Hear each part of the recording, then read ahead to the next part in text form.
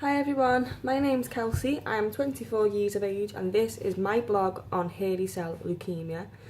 So I was diagnosed on the 5th of July with hairy cell leukemia and I'm just going to talk through prior to diagnosis, my treatment and then what's going to happen from there. I'm going to have to do this in 2 videos because I didn't blog it every day. My treatment was only 5 days long and I wasn't sure whether I wanted to do it or not, but you know, I do want to do it. I want to help anyone that I can if anyone's going through this. So because I can only fit 15 minutes on a YouTube blog, I may have to do two videos, so I'll keep an eye on the time. So yeah, basically 5th of July I was diagnosed with hairy cell leukemia. Hairy cell leukemia is a rare cancer of the blood.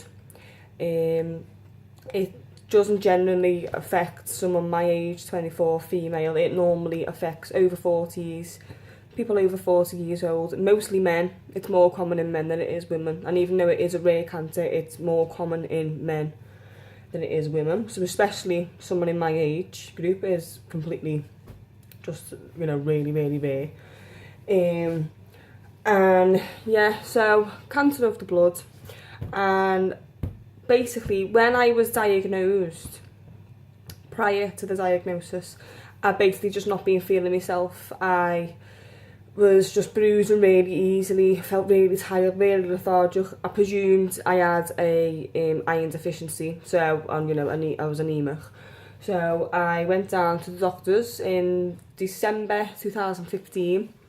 I had some bloods done, just a normal full blood count. And about a week later they came back and my results said that I had low blood platelets. There was nothing else going on at that time, it was just low blood platelets. They were just a little bit low, so they were going to keep an eye on it, and I had to go back to the doctors and get tested like once a month. And it took quite a while actually for me to get my diagnosis, from December to April, May, June. And then obviously around May, June I was made aware that there was a chance it was cancer. And then obviously July I had the real diagnosis. But yeah, quite a long time really for me to get the official diagnosis. But anyway, yeah, so I had a lot of blood tests done over a numerous amount of weeks, and every time they were coming back the blood platelets were just dropping more and more and more.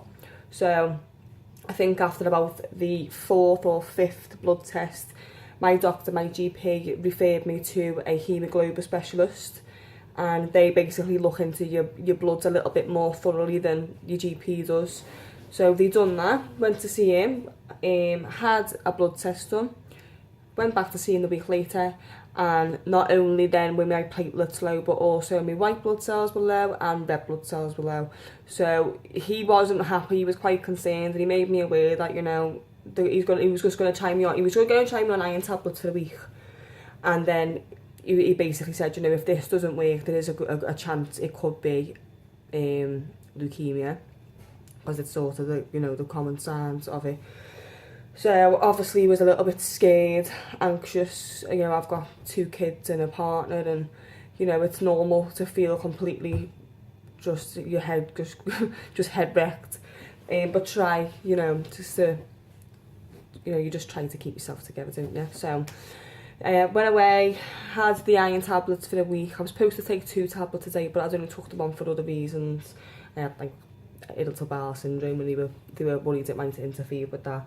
So went away for the week, had the 1 tablet, and it didn't make a difference whatsoever. And my doctor, I thought maybe it was because I'd only had the 1. Sorry, get a text. I thought it was because I only had the 1 tablet, and maybe that's why. But my doctor said to me, you know, that's not the case at all. If even on 1 tablet it should have made a difference. So then he wanted me to go for a bone marrow. So this was a Tuesday. Then on the Thursday he booked me in like really urgently to go and get a bone marrow done because he was really concerned. And I didn't go. I did. I went. I was turned up on the Thursday, went to the hospital, and just to beware, if you do have to go for a bone marrow treatment, I don't know how your hospital sets it all out, but in the hospital I went to, when you walked in straight away, there was like a big sign that said chemotherapy and cancer leaflets everywhere, and people, you know, going through treatment who had no hair, had headscarves on, look up on the chemotherapy drips, And for me, it was really, really overwhelming. I basically crap myself and just didn't want to go through with it. So if you are going for one, just prepare for that, because it may be the same situation within your hospital, and so at least you know, because I wasn't prepared at all. So, and I think just the reality of it all just sort of hit me, and I didn't want to go through with it, so I didn't go. But the doctors who I was speaking to there said, you know, that my doctor, my specialist, wouldn't have gave out a referral for a bone marrow, did I say bone marrow transplant? A bone marrow test, if he wasn't concerned. So a week later, after having a little talk to myself and building up the courage to do it, I went, got it over and done with. I'm not going to lie, it wasn't the most pleasant of things to go through. It's a really, really odd, really, really alien, surreal pain. You have to lie on your side to get it from your hip. And they give you that anaesthetic, so you know, you quite a lot of anaesthetics actually, so you can't feel the needle going through into your skin or your tissue or anything like that. But they said to me, you know, as good as medicine is, we can't numb the insides of your bones. So it's not so much, it's not like an excruciating pain. It's just when they extract the fluid, because when they take the bone marrow, they take it in two parts. So the first part is the liquid of your bone marrow, which is like a spongy liquid, and then the second part, a little tiny fragment of bone. They have to both be analysed, and they both sort of back up each other's data. So the only thing you really feel is a lot of tugging, almost like a really pressured pain. But you know, it's bearable. You have to just grit down and just. I had gas in here because I just thought it might just take the edge off it, and it did. I felt really drunk after about 2 seconds of sucking on the gas in here, and it did really help me get through it. So, you know, if you are going to go for it, and you are a little bit of an anxious person like me, definitely request that you want gas in here, because it really will take that edge off the pain. So yeah, like I said, it does hurt. I'm not gonna beat around the bush. It does hurt. It is uncomfortable, but it's all over and done with. The whole procedure's over and done within like 15-20 minutes. But the extraction of the fluid in the bone is literally a couple of seconds, and then it's done. So, you know, and it's, you know, if there are concerns that you have got cancer, it is really something that you need to do, because it's the only way that they can confirm it. And the sooner you get that confirmed, the sooner you can start treatment, or not start treatment if you haven't got it, or, you know, start treatment if you have. So, had the bone marrow done, heard from a specialist within 2 days of getting the test, and they basically said that the fluids had came back abnormal. And so, you know, I was pretty scared by this point, because the doctor had said, you know, if you do get it, if you do hear from us in a few days, you know, it's because we need to take it thoroughly and bring you back in. So then I had that. He phoned me on the Tuesday. Then he phoned me again a couple of days later and said I had to go for a CT scan.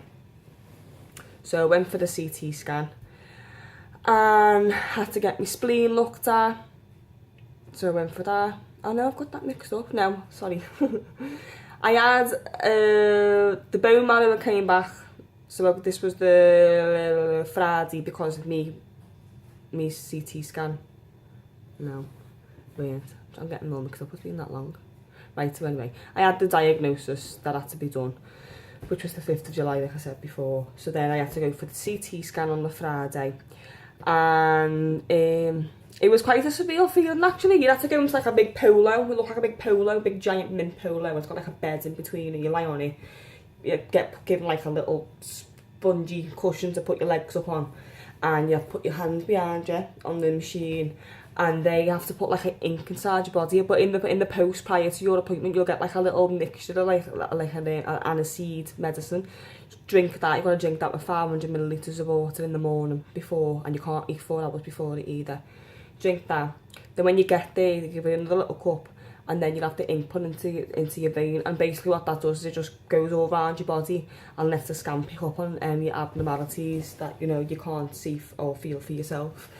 And it was really weird. I remember a little old lady outside, when she was about to get hers done too, she said, oh, you know, if you feel like you're going to wee yourself, don't worry, that's completely normal. And I was like, why would you feel like you're weeing yourself? Anyway, got on the bed, and I did. Thought I weed myself. I didn't, but I thought I did. It just makes you feel really warm. The room I was in was quite cold, but I was warm, like down there, and it really does feel like you're weeing yourself.